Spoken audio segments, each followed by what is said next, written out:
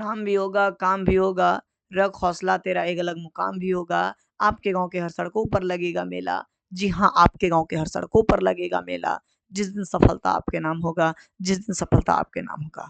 Good evening everyone student. इस video में हम लोग देखने वाले हैं क्लास 11th का जो हिंदी कोर सब्जेक्ट है उसका एमसीक्यू देखने वाले हैं। काफ़ी जो है वो एनसीईआरटी का निचोड़ लाने का प्रयास किए हैं इस वीडियो में, ताकि यहाँ से क्वेश्चन आपका 100% आपका जो है वो एग्जाम में, बोर्ड एग्जाम में जो एग्जाम में जो है वो टच करे। इसलिए इस वीडियो में लास्ट तक बने रहिएगा और ध्यान से क्वेश्चन को जो है वो माइंड अप करते जाइएगा। देखिएगा पहला क्वेश्चन आपके स्क्रीन पे, पहला चैप्टर आपको पता होगा कि नमक का दरोगा है और उसी से हम लोग स्टार्ट कर दिए। ठीक है, पहला चैप्टर जो आपका आरो है, ठीक है, बुक का नाम आरो है, वहां से आपका पहला क्वेश्चन जो है वो है नमक का दारोगा। नमक का दारोगा में देखिएगा पहला क्वेश्चन बहुत इजी है, कहता है नमक का दारोगा पाठ के लेखक कौन है। तो आप लोग को पता होगा कि इसके जो लेखक है, राइटर जो है वो है प्रेमचंद। कौन है? प्रेमचंद। यानी कि ऑप्शन नंबर सेकेंड जो दिख रहा होगा वो आपका सही होगा। सेकेंड क्वेश्चन पर यदि हम लोग आ जाएं तो देखिए कहता है कि दारोगा का स्वभाव किस प्रकार का था, है ना। तो दारोगा हम लोग देखे थे कि जो दारोगा जो बना था उसको बाप की ताहू भी जो है वो ऊपरी आमदनी कमाने के लिए जो यानी कि रिश्वत लेने के लिए सिखाता है, लेकिन वो नहीं लेता है, यानी कि दैट मीन्स वो काफी ज्यादा स्वाभिमानी था, है ना। तो इसका राइट आंसर जो होगा स्वाभिमानी। देखिए यहाँ ईमानदारी ऑप्शन दिया हुआ है तो उसमें फंसिएगा नहीं, ठीक है, स्वाभिमानी याद रखिएगा। आगे है कि पंडित अलोपोदीन, है ना, पंडित अलोपोदीन कहाँ के सर्वाधिक प्रतिष्ठित जमींदार थे। तो ये दातागंज के जो है वो प्रतिष्ठित जमींदार थे और इन्हीं की मुलाकात जो है वो दारोगा जी से होती है ना नमक के दौरान। चलिए राइट आंसर दातागंज। आगे हम लोग बढ़ते हैं। मुंशी वंशीधर के किस गुण के कारण अफसर लोग उन पर बहुत विश्वास करने लगे। आपको पता होगा मुंशी वंशीधर ये वही वंशीधर है जो दारोगा का जॉब लिए हैं, जो दारोगा के पद पर गए हैं। तो इनमें कार्य कुशलता के आधार पर इनसे प्रभावित थे, या उत्तम आचरण की वजह से, या ईमानदारी की वजह से, या इनमें से सभी। तो यहाँ जैसा ऑप्शन बनाए हैं उसके अकॉर्डिंग आपका ऑल ऑफ दिस, इनमें से सभी हो जाएगा। क्योंकि वो एक अच्छे कार्य करने की भी जो है वो क्षमता रखते थे, उनका कैरेक्टर भी अच्छा था, वो काफी ऑनेस्ट भी थे। इसलिए आपका right answer all of this हो जाएगा, इनमें से सभी। हाँ, आगे है कि प्रेमचंद का मूल नाम क्या था, है ना। प्रेमचंद का मूल नाम क्या था। तो हम लोग यदि देखें तो इसका राइट आंसर जो है वो धनपत राय है ना, ऑप्शन बी। आगे देखते हैं क्वेश्चन नंबर 6 की ओर कि नमक का दारोगा कहानी में डालता है। देखिए यहाँ पर ध्यान दीजिएगा, नमक का दारोगा कहानी में डालता है पंडित अलोपीदीन, मुंशी वंशीधर, वंशीधर के पिता, या इनमें से कोई नहीं। क्वेश्चन थोड़ा सा यहाँ पर ध्यान से समझिएगा, ठीक है। तो इसका राइट आंसर हो जाएगा आपका मुंशी वंशीधर। ठीक है, कौन हो जाएगा? मुंशी वंशीधर। नमक का दारोगा कहानी में क्या संदेश देती है? नमक का दारोगा कहानी में हमें क्या संदेश देती है? तो ये हमें संदेश देती है कि निर्भय होकर अपना कर्तव्य करना चाहिए। आप जिस पद पर भी जाइए, आप एक अच्छे टीचर बनते हैं, एक अच्छे आप डॉक्टर बनते हैं, तो आप अपनी कर्तव्य को जो है वो निष्ठापूर्वक निर्वहन करें। आगे देखिएगा तो आपका है कि प्रेमचंद का जन्म कब हुआ था। तो ये काफी इजी क्वेश्चन है, आप लोग जीवनी पढ़े होंगे। प्रेमचंद जी का जन्म जो है वो 1880 में हुआ था, ऑप्शन सी। आगे है पंडित अलोपीदीन के नमक की लदी गाड़ियां कहाँ जा रही थी। तो आपको पता होगा कि ये कानपुर के लिए निकल रही थी गाड़ी, और दारोगा जो है मुंशी वंशीधर इसको पकड़ लेता है ना। तो राइट आंसर हो जाएगा आपका कानपुर, है ना। राइट आंसर क्या हो जाएगा? कानपुर। याद रखिएगा किस नदी के किनारे? तो जमुना नदी के किनारे। किस नदी के किनारे? जमुना नदी के किनारे। ठीक है, आगे हम लोग बढ़ते हैं कि नदी तट पर अपने आपने मेरी प्रार्थना स्वीकार नहीं की थी। अलोपीदीन के इस कथन में प्रार्थना शब्द से क्या विनती है। तो आशीर्वाद, नगद राशि, विनती, या इनमें से कोई नहीं। तो राइट आंसर आपका हो जाएगा नगद राशि, है ना। क्योंकि वहां पर वो जो है वो आशीर्वाद नहीं दे रहा था, विनती नहीं कर रहा था, वो सीधे कैश दे रहा था कि इतना लीजिए, मान जाइए, काम छोड़िए, हटाइए, आगे बढ़ने दीजिए। नमक का दारोगा कहानी का अन्य क्या शीर्षक समूह, आपके अपने अनुसार बताइए कि नमक का दारोगा यदि चैप्टर का नाम नहीं होता तो आपके हिसाब से क्या हो सकता था। कर्तव्यनिष्ठ दारोगा ठीक था, बिल्कुल ठीक था। ईमानदार दारोगा चलता, बिल्कुल चलता, है ना। अब जब दो को चल रहा है तो इनमें से सभी मार दीजिए, सत्य में जो होते अपने चलेगा, चलाने की जरूरत ही नहीं है। चलिए आगे आ जाते हैं क्वेश्चन नंबर 12। मुंशी वंशीधर किस पद पर प्रतिष्ठित हुए थे। तो आपको पता है कि ये जो है वो नमक विभाग में जो है ना, वो दारोगा के पद पर थे। आगे आ जाते हैं, दूध का दाम किसकी रचना है? तो ये प्रेमचंद जी की रचना है, दूध का दाम, है ना, option A is right answer. आगे देखते हैं, नमक का दारोगा पाठ में दारोगा कौन है? तो मुंशी बंसीधर, अभी तक बार बार हम लोग इसका नाम पढ़ते आ रहे हैं। ठीक है, 15 क्वेश्चन नंबर कहता है कि नमक का नया विभाग बनते समय लोग किसके सहारे अपना व्यापार करने लगे? ऑप्शन ये छल प्रपंच, बी ईमानदारी, तीसरा यदि हम लोग देखें तो आपका बेईमानी, और चौथा यदि हम लोग देखें तो लालच। इसका राइट आंसर जो हो जाएगा आपका छल बल प्रपंच, है ना, ये आपका ऑप्शन नंबर ये हो जाएगा।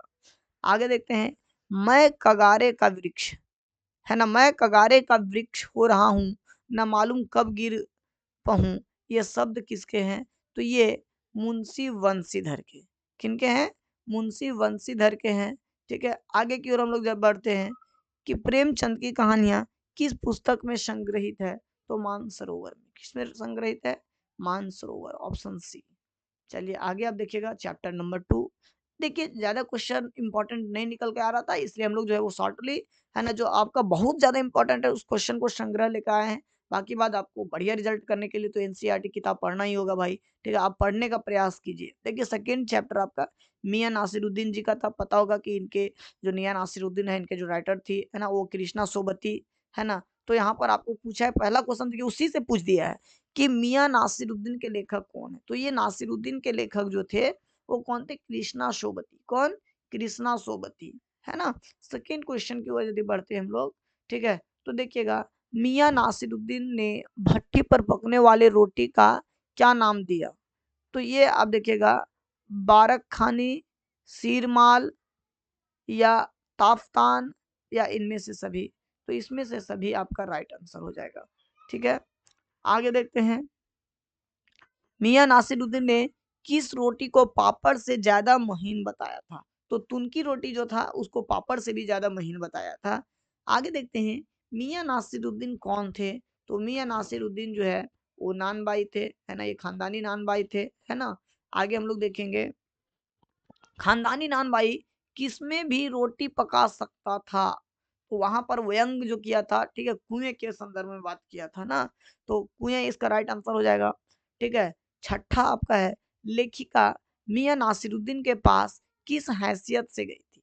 राइटर जो थी कृष्णा सोबती जी जो थे, वो किस हैस, हैसियत से जो है वो मियां नासिरुद्दीन जो नानबाई था उनके पास गए थे? तो इसका राइट आंसर हो जाएगा, है ना, पत्रकार की हैसियत से।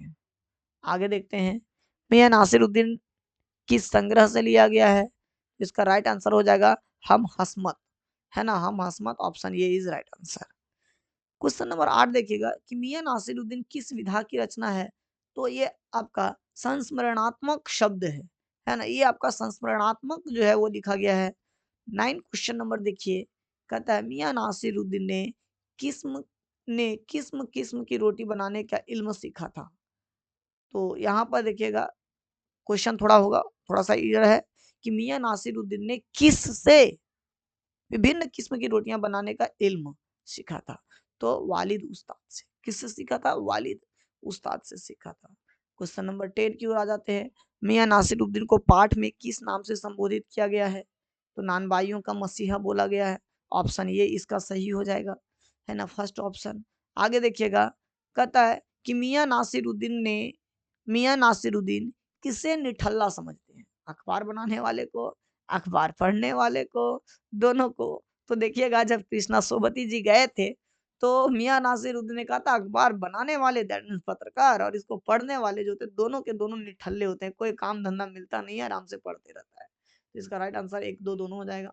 मियां नासिरुद्दीन के अनुसार तालीम की तालीम क्या है? तो इसका राइट आंसर हो जाएगा व्यवहारिक ज्ञान, है ना।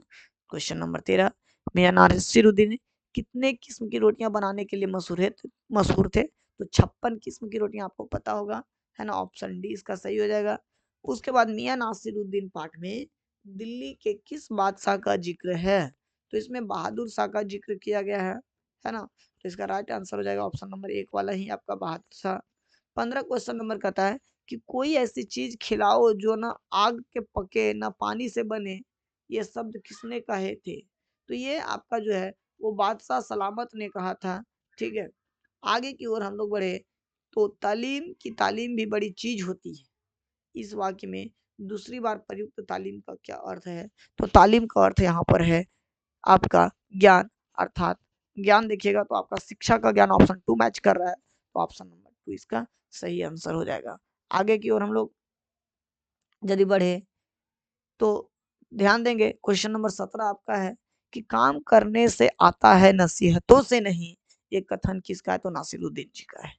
ठीक है, तो नासिरुद्दीन आपका थर्ड ऑप्शन लास्ट ऑप्शन दिख रहा होगा। मियाँ नासिरुद्दीन के दादा का क्या नाम था? तो ये तो आसान है, मियाँ कल्लन। ठीक है, आगे हम लोग देखेंगे चैप्टर नंबर 3। चैप्टर नंबर 3 आप देखिएगा तो सत्यजीत राय के द्वारा लिखा गया है अप्पू के साथ 2.5 साल, जिसमें आपका फिल्म बनाने के लिए इन लोगों ने क्या क्या पापड़ बेला है उसका पूरा सारांश बताया गया है ना। चलिए पहला क्वेश्चन की ओर बढ़ते हैं। अप्पू के साथ 2.5 साल शीर्षक पाठ के रचनाकार कौन है? तो इसका सही जवाब हो जाएगा सत्यजीत राय, है ना। आगे देखते हैं अप्पू के साथ 2.5 साल पाठ में चर्चिल का जिक्र आया। चर्चिल क्या था? तो यह पता होगा, ये ब्रिटिश है ना पीएम था, है ना 1945 से पहले। 1945 में तो इटली बन गया था। ठीक है, आगे देखेंगे पाथेर पंचाली फिल्म में कुत्ते का जिक्र आया जिसका नाम क्या था? तो आपका भूलो, है ना। कुत्ते का जिसका जिक्र आया था उसका नाम क्या था? भूलो, है ना। आगे देखेंगे लेखक निर्देशक सत्यजीत राय पाथेर पंचाली की शूटिंग के लिए अप्पू और दुर्गा को लेकर कलकत्ता से 70 मील दूर किस गांव में गए थे? तो ये आपका पालसीट गांव गए थे, है ना। ऑप्शन बी सही हो जाएगा। आगे देखिएगा तो कहता है अप्पू के साथ 2.5 साल संस्मरण मूलतः किस भाषा में लिखी गई है? तो कलकत्ता की बात आई भाई, तो बांग्ला तो वैसे भी आपको अंदाज से मारना है। पाथेर पांचाली फिल्म की शूटिंग कितने साल तक चली थी? जैसा कि चैप्टर का नाम ही है अप्पू के साथ 2.5 साल, है ना। तो 2.5 साल तक इसका जो है वो शूटिंग का काम चला था। फिल्म का पाथेर पंचाली बांग्ला फिल्म किस वर्ष प्रदर्शित हुई? तो इसका राइट आंसर हो जाएगा 1955, 1955। अप्पू के साथ 2.5 साल संस्मरण किस फिल्म की शूटिंग के अनुभवों से संबंधित है? तो यहाँ पर ऑप्शन देखिएगा आपका पाथेर पंचाली हो जाएगा, है ना। आगे है सत्यजीत राय की फिल्म पथेर पंचाली इंदिरा ठाकुरन की भूमिका किसने निभाई थी? तो चुन्नी बाला देवी ने। इंदिरा ठाकुरन की भूमिका किसने निभाया था? चुन्नी बाला देवी। पाथेर पंचाली फिल्म में अप्पू की भूमिका किसने की? तो अप्पू की भूमिका सुबीर बनर्जी के द्वारा निभाया गया था। पाथेर पांचाली फिल्म के निर्माण में सत्यजीत राय को सबसे अधिक किस कठिनाई का सामना करना पड़ा था? तो वो आर्थिक कारण की वजह से। आर्थिक, क्योंकि देखिएगा बार बार जो है उनके पास पैसा खत्म हो जाता था तो रोक देता था काम, है ना। जिसके चलते बहुत सारा फिर फेस आ गया था, समस्या फेस करना पड़ा था इनको। अप्पू के साथ 2.5 साल संस्मरण के जरिए लेखक ने साहित्य की किस विधा को समृद्ध किया है? तो फिल्म विधा को। किसको? फिल्म विधा। ऑप्शन बी हो जाएगा। आगे देखिएगा 13 क्वेश्चन नंबर अप्पू के साथ 2.5 साल साहित्य की किस विधा की रचना है? तो ये आपका हो जाएगा संस्मरण, है ना। 14 क्वेश्चन नंबर फिल्म में मिठाई बेचने वाला का क्या नाम था? तो श्रीनिवास जी था जो फिल्म में मिठाई बेचने वाला का रोल किया था। सत्यजीत राय द्वारा निर्देशित पहली बांग्ला फिल्म कौन थी? पथेर पांचाली।